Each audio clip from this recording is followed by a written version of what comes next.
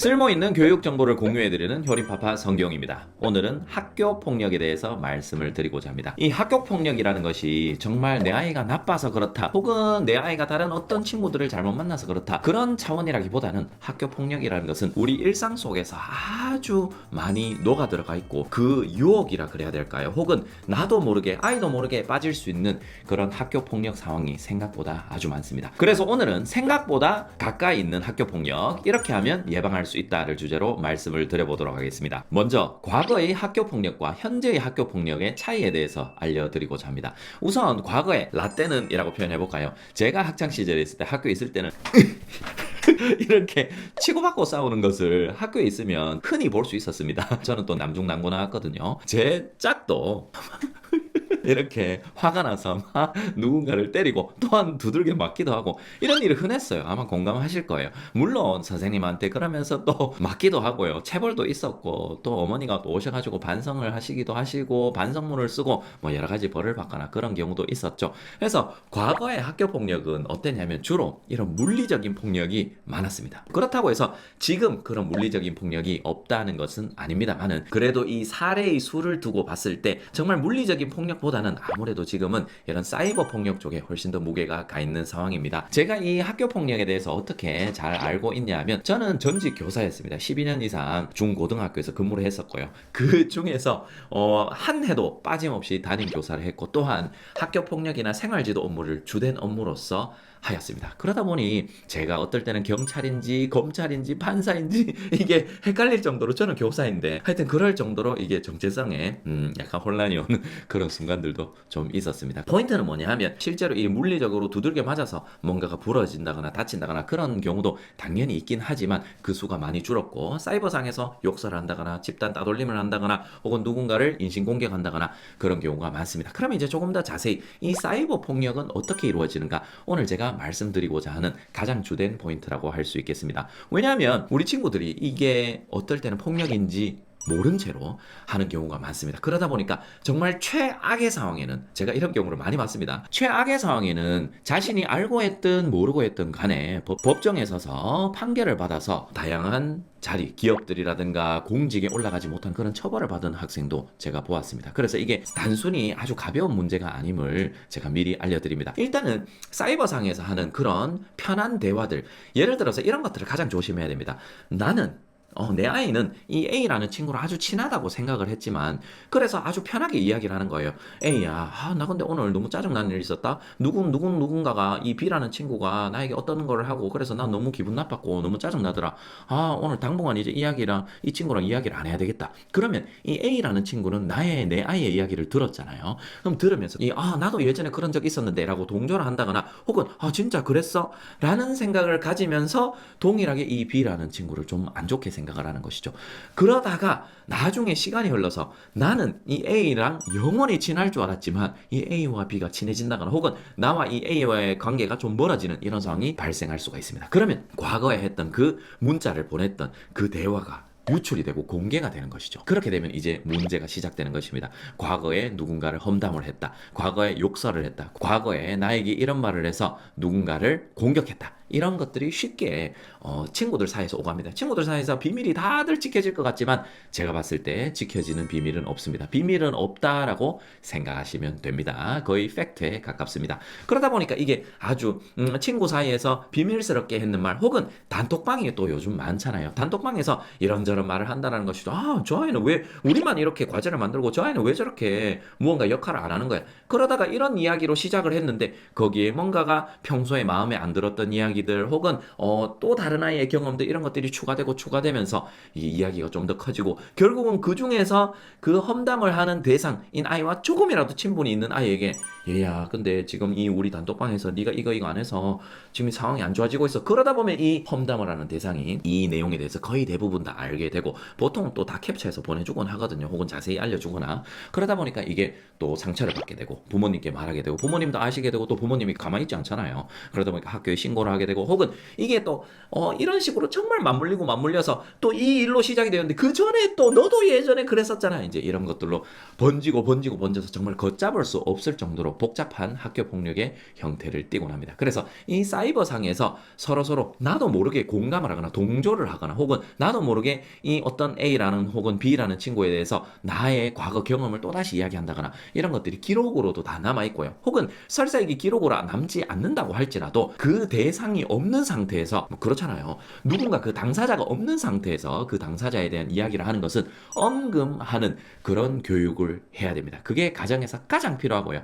제가 학교에서 근무를 할 때도 당연히 이 부분에 대해서 정말 수천 번, 수만 번 강조를 했지만 그래도 잘 지켜지지 않는 아이들이 많습니다. 그래서 이런 것들 꼭 주의하고, 아이들에게 그 당사자가 있을 때 서운한 게 있으면, 나 이런 부분이 너에게 참 서운해. 야, 우리가 과제를 하는데 우리 혼자 지금 우리끼리 고생을 하고 있잖아. 너도 너의 정해진 역할을 좀 해줬으면 좋겠어. 혹은 이렇게 좀 당사자가 있을 때 대화로 푸는 것이 오히려 맞지. 1대1로 풀어야 되면 그것도 다수가 찾아가가지고 다수가 또, 야, 너 마음에 안 들어.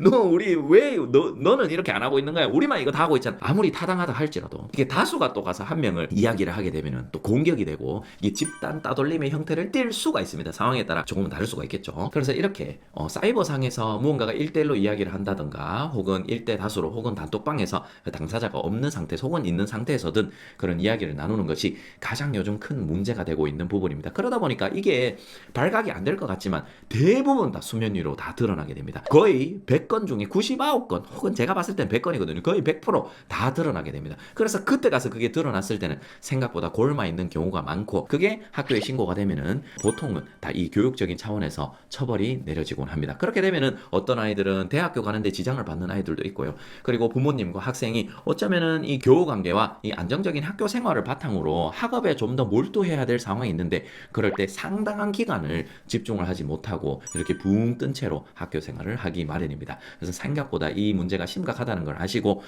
사이버상에서 누군가 당사자가 없을 때 누군가에 대한 이야기를 한다거나 이런 것들을 일어나지 않도록 부모님께서 아이들을 애초에 많이 좀 교육을 시켜주시는 것을 권해 드립니다. 그게 예방하는 가장 1번 지름길이다. 학교 폭력은 발생하고 나서 그것을 해결하려고 하면은 생각보다 잘 해결이 되지 않습니다. 서로 이해관계가 맞물려 있고, 그 학교 폭력은 아주 미묘하거든요.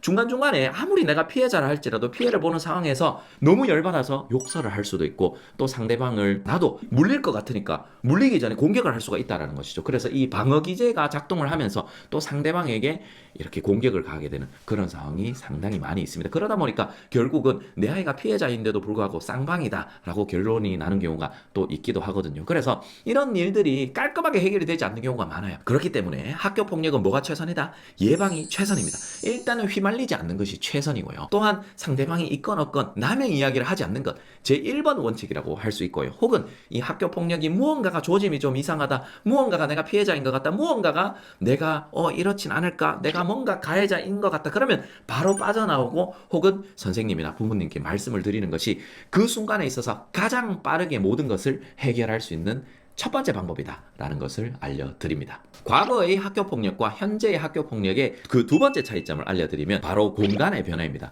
과거에는 라떼는 80년대, 90년대 그리고 2000년대 초반까지는 대부분 어땠냐면, 이 스마트폰이 출현하기 전에는 아무래도 교실이나 복도라든가 화장실, 이런 후미진 곳 이런 데서 학교폭력하고 나서 야, 니 좀 따라와봐라. 그래서 이 학교의 짱이나 일진, 소위 양아치라고 하죠. 이런 아이들이 또 어떤 아이들을 데리고 와서 막 이렇게 때리기도 하고, 혹은 과거에 이런 일이 있었잖아. 빵 셔틀을 시키기도 하고, 이렇게 물리적으로 뭔가 금품을 갈취한다든가 뭔가를 시킨다거나 구타를 한다든가 이런 일이 많았습니다. 그런데 지금은 어떠냐면, 지금은 이 1번 포인트와 마찬가지로 이런 물리적인 공간에 있어서도 그런 일이 종종 있습니다. 선생님이 앞에 계시는데도 뒤에서 뭔가 어떤 특정 아이의 별명을 지속적으로 부른다거나, 혹은 이 다수의 학생들이 어떤 아이들을 괴롭히고 놀리고 싫어하는 무언가를 하고, 선생님은 이해할 수 없는 아이들만의 언어로 이 특정한 대상을 공격하고, 이런 일들이 은근히 있기도 하지만, 다시 말씀드리지만 이런 페이스북 메시지, 페메라고 하죠. 페이스북 메시지나, 그리고 인스타그램 다이렉트 메시지, DM이라고 하죠. 그 다음에 카카오톡 채팅방, 뭐 이런 기타 등등의 잘 보이지 않는 사이버상에서 이런 일들이 많이 일어납니다. 채팅방을 일부러 막 또 보고 그러실 수는 없잖아요. 하지만 한 번씩 대화를 나누어 보시는 것은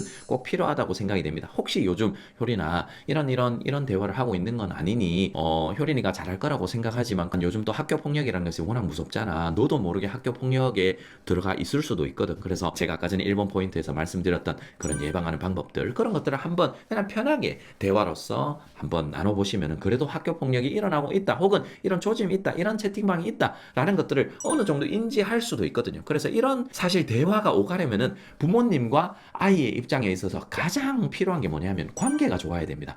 관계가 좋아야지 아이와 부모가 이런 대화를 나눌 수가 있어요. 그래서 평상시에 좋은 관계를 유지하는 것이 가장 전제 조건이고, 그 이후에 이런저런 평상시의 일상의 대화를 통해서 학교 폭력에 어떤 조짐이 있다, 내 아이는 안정적이다, 혹은 내 아이가 가해 쪽에 가 있진 않는가, 이런 것들을 좀 쉽게 파악할 수 있다고 생각합니다. 그래서 요즘은 아무래도 눈에 보이지 않는 곳에서 이런 학교 폭력이 많이 일어난다는 것을 알아두시고요. 이와 연결해서 요즘은 이 집단성과 비가시성이 많이 증가했습니다. 이 집단성과 비가시성, 그리고 익명성이죠. 어떨 때는 댓글로, 어떨 때는 이 SNS나 혹은 채팅방 이런 것들을 통해서 그냥 어쩌다 보니까 하면서 어떤 특정한 아이를 자신도 모르게 보니까 좀 따돌리고 있는 그런 경우가 많고요. 그 다음에 눈앞에서 야 너 못됐어, 혹은 너 정말 정말 최악이야, 뭐 이렇게 표현하기보다는 뒤에서 전부 다 막 이야기를 한다는 것이죠. 그래서 보이지 않는 곳에서 눈에 띄지 않게 그렇게 하는 경우가 많습니다. 그래서 이런 것들이 전부 다 드러납니다. 다 드러나고 그 상대방은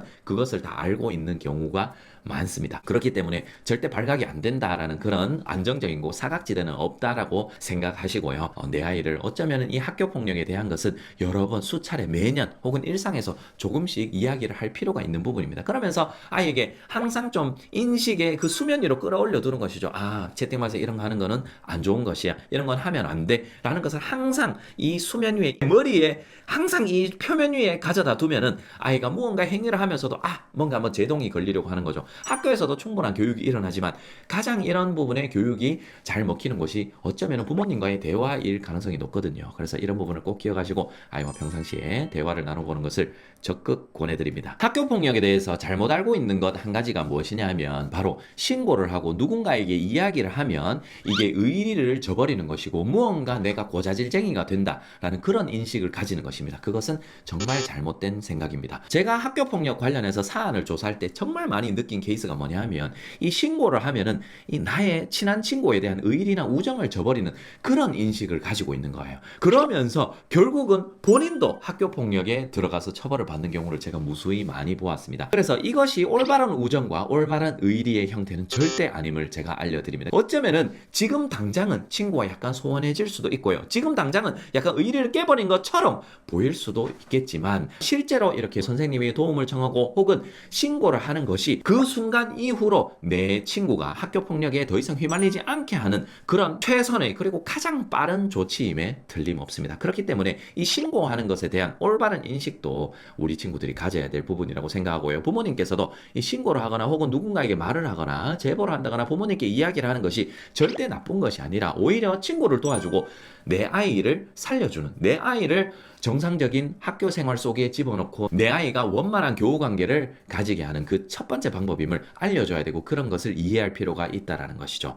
그래서 이것을 꼭 기억하고 학교에서 혹여나 이런 학교 폭력을 나는 제3자인데 목격하는 그런 경우가 있습니다. 그럴 때는 사실 이 제보할 수 있는 경우가 많습니다. 익명으로 무언가가 제보를 할 수도 있는 부분이고요. 혹은 익명으로 메시지를 보낼 수도 있는 부분이고 그 방법은 여러 가지가 있기 때문에 이 신고한다는 것에 대한 올바른 인식을 가지게 되는 것도 아주 중요하다고 할 수가 있겠습니다. 그래서 정리를 하자면 학교 폭력은 두 가지가 포인트입니다. 예방 그리고 관심이 포인트다라고 할 수가 있겠습니다. 학교 폭력을 행하는 아이들 중에서 정말 그 아이가 악하다 이런 친구들도 물론 있습니다. 물론 있어요.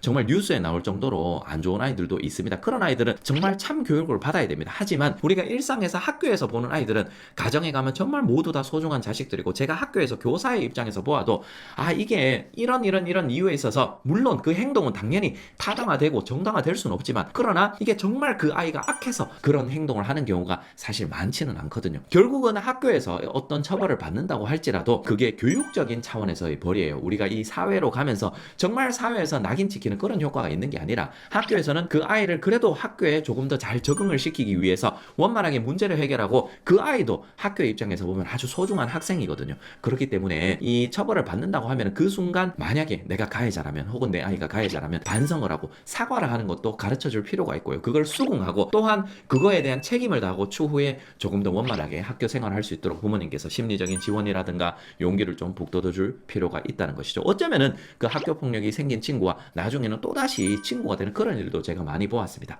그렇기 때문에 관심을 항상 가지고 부모님이 아이와 대화를 나눠보고 그 다음에 예방을 할 수 있는 여러 가지 조치들, 그 다음에 학교 폭력에 관한 신고들, 이런 것들을 가정과 학교에서 많이 관심을 가지고 교육을 시켜주시면 아마 학교 폭력은 서서히 그 비율이 더 많이 줄어들지 않겠나라는 생각이 듭니다. 꼭 기억하시고요. 가정에서 하실 수 있는 그런 예방책들, 대화들 꼭 한번 실천해 보시기 바랍니다. 오늘도 효림파파였고요. 다음 영상도 유익한 영상으로 찾아오도록 하겠습니다.